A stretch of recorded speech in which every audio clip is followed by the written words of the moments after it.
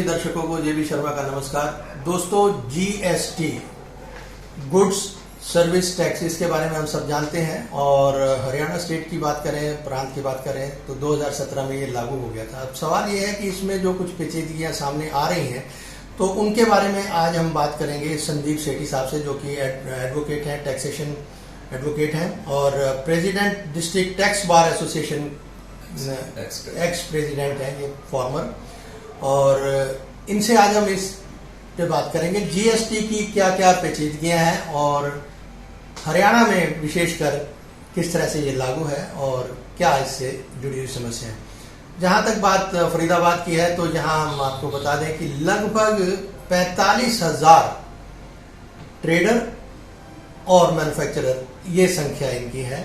तो बात करते हैं कि जीएसटी का जो स्टेटस है, जो इस टाइम स्थिति है, वो हरियाणा में कैसी है। सेठी साहब। सर नमस्कार शर्मा जी, भारत न्यूज के आपके संपादक का आपका बहुत बहुत स्वागत है सर। तो मेरा पहला सवाल ये है कि अब अगर हम बात करते हैं जीएसटी की, जीएसटी फिलहाल की इसका जो स्थिति है प्रदेश में कैसी है। सर जीएसटी की फिलहाल प्रदेश की या मेरे ख्याल से पूरे इंडिया में स्थिति इतनी अच्छी नहीं है। जिस हिसाब से बीजेपी सरकार ने या हमारी सरकार ने वन नेशन वन टैक्स का नारा दिया था, नो डाउट बहुत बढ़िया नारा है और बहुत अच्छा कंसेप्ट है। और जीएसटी आम पब्लिक के लिए जितना फायदेमंद नहीं, डीलर्स के लिए, व्यापारी के लिए बहुत फायदेमंद है। लेकिन कहीं ना कहीं जो डिजिटल इंडिया का नारा दिया हमारी सरकार ने, वो जीएसटी को फेल कर रहा है। क्योंकि जीएसटी में आज भी इतनी प्रॉब्लम है कि पोर्टल सही वर्किंग नहीं करता। और सबसे बड़ी प्रॉब्लम, हम जो प्रोफेशनल, हमारे मेरे चार्टर्ड भाई, मेरे एडवोकेट भाई, जो और प्रोफेशनल्स हैं, वो ये फील करते हैं कि जीएसटी आधा अधूरा लाया गया। उसमें हम ये नहीं कहते कि भाई कोई भी जब एक्ट आता है तो नेचुरली उसको अमेंडमेंट करते रहते हैं, लेकिन एक लिमिट में अमेंडमेंट। यहां तो ऐसा है कि आप शर्मा जी, आप एक छोटी चीज ऑब्जर्व करोगे कि जीएसटी की जो बुक है ना, वो बुक तो है जी आपकी 250-300 पेज की, और अमेंडमेंट जो है ना वो 1000 पेज से ऊपर की हो रही है। अब आप ये बताइए कि अधिकारीगण और हम प्रोफेशनल और व्यापारीगण इन अमेंडमेंट को पढ़े, एक्ट को पढ़े और अमेंडमेंट को कहां तक याद रखें।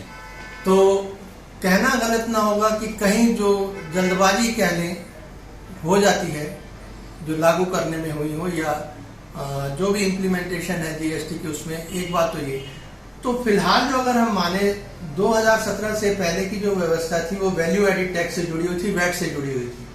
तो क्या अभी फिलहाल जो टैक्स का कलेक्शन है वो वैल्यू एडिड से ही कलेक्ट किया जा रहा है और वही पेचीदगियां जो उसी की हैं, पुराने सिस्टम को ही दुरुस्त किया जा रहा है? नहीं, जीएसटी में कलेक्शन सर जीएसटी से ही आ रही है और नो डाउट वैट से बहुत ज्यादा कलेक्शन आ रही है। लेकिन हमारी एक हरियाणा स्टेट एक ऐसी है जो अभी ना वैट से उभरी नहीं है।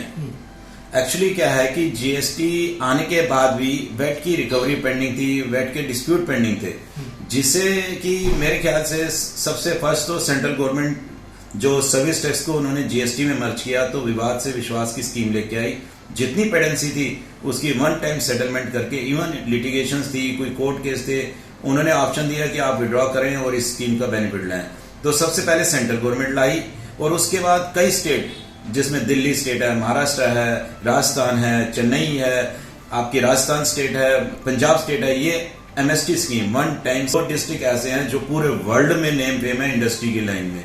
तो हरियाणा ने, जब आपको ध्यान होगा, जब 2003 में वैट आया था तो हरियाणा ने सबसे पहले पहल की थी। तो उस हिसाब से इन एमएसटी स्कीमों की वन टाइम सेटलमेंट में क्यों हरियाणा पीछे है, ये समझ नहीं आ रहा। क्यों?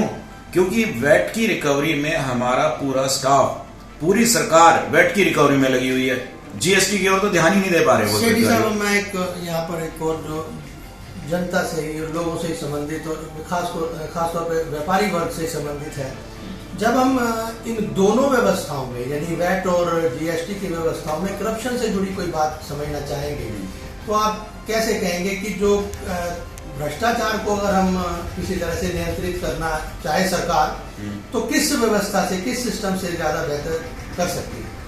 देखो जी, भ्रष्टाचार तो देखो सरकार वैट में मेरे ख्याल से भ्रष्टाचार ज्यादा था, जीएसटी में कम है।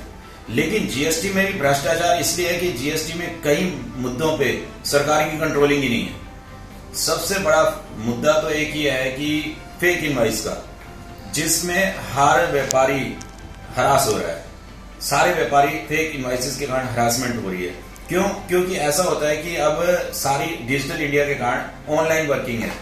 हम अपने परचेजर का एक 1 स्टेप तक 2A दे सकते हैं, उससे आगे का हम 2A चेक ही नहीं कर सकते, जिसके कारण व्यापारी अपना 2A क्या होता है? 2A सर ऐसा है कि जब मैंने किसी से परचेज ली, हाँ। तो उसका हमें अपने पोर्टल जब खोलूंगा तो उसको 2A में शो होना पड़ेगा। अच्छा। मान लीजिए शर्मा जी मैंने आपसे परचेज ली, मैं संदीप, मैं डीलर हूँ, मैंने आपसे परचेज ली शर्मा जी से, तो मेरे जब मैं अपनी रिटर्न फाइल करने लगूंगा तो मेरा एक 2A फॉर्म आता है, 2A आएगा कॉलम, उसमें शर्मा जी का शो होगा। अच्छा। अब मुझे ये तो नहीं पता चल रहा ना कि शर्मा जी जेन्युइन है कि नहीं, क्योंकि मेरे हिसाब से तो जेन्युइन है, क्योंकि मेरे पोर्टल पे आ रहा है। लेकिन शर्मा जी ने जिससे आगे परचेज ले रखी है उसको तो मैं चेक नहीं कर पा रहा, तो वो चेक नहीं कर पा रहा, तो शर्मा जी अगर डीलिस्टेड हो गए तो शर्मा जी तो भाग गए, मान लो शर्मा जी भाग गए तो वो मेरे पे गाजगिरी है।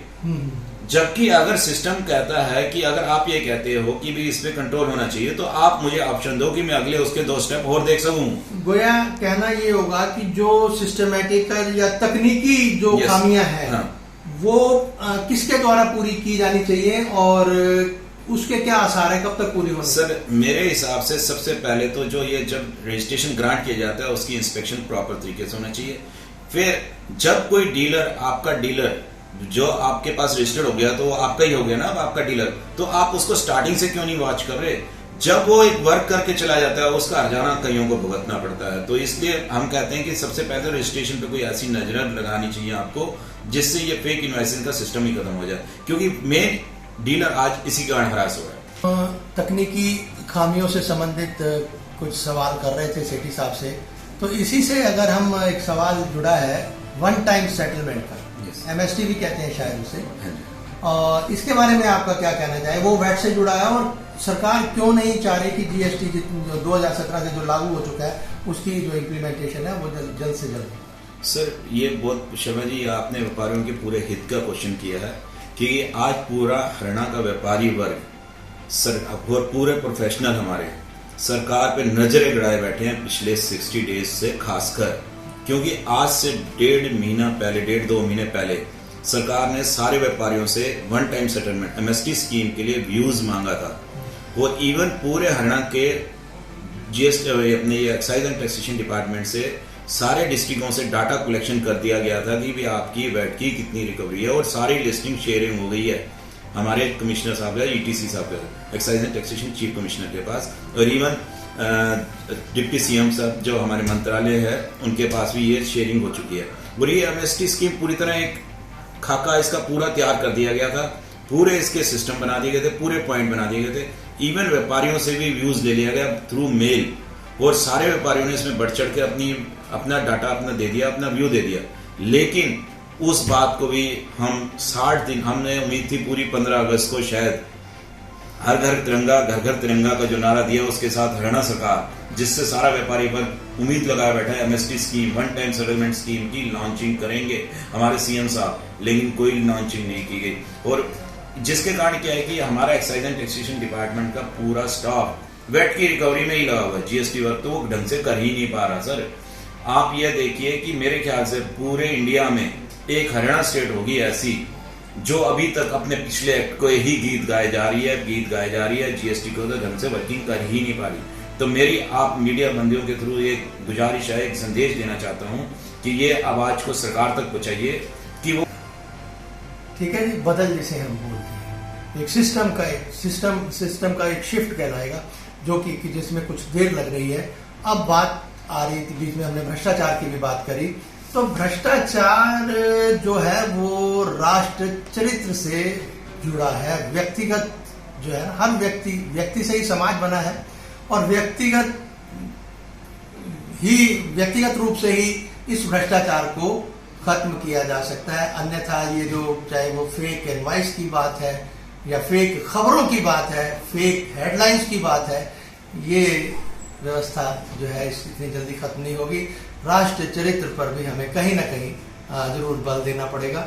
तो फिलहाल इस रिपोर्ट में इतना ही, फिर मिलेंगे, नमस्कार।